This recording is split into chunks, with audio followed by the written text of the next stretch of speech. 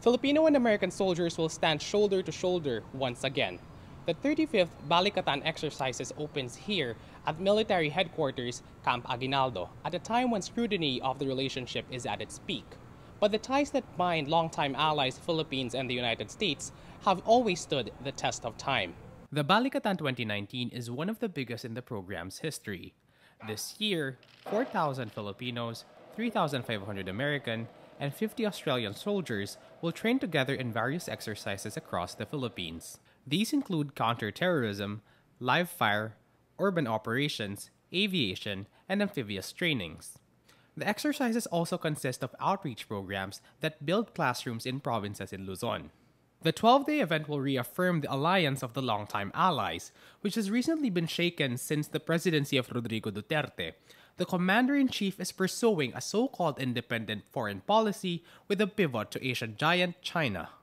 China, for its part, continues its expansive claims, even if it reaches the West Philippine Sea, the part of South China Sea which belongs to the Philippines.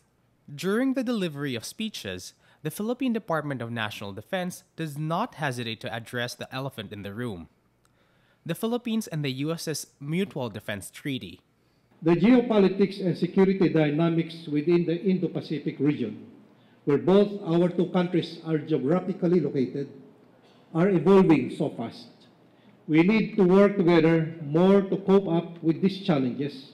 Otherwise, our past efforts and sacrifices in ensuring peace and stability for the past several decades will lose their meaning and significance.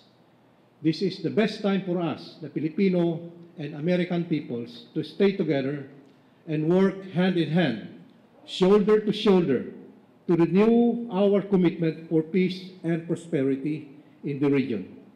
The agreement is currently under review by lawyers of the DND, after its Secretary Delfin Lorenzana flagged its vagueness on how the US will respond if the Philippines faces attacks in its territory.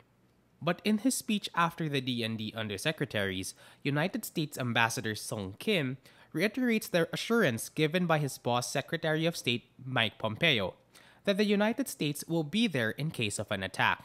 The return of the Balangiga Bells and Secretary Pompeo's unambiguous clarification regarding the Mutual Defense Treaty demonstrate our deep commitment to this alliance.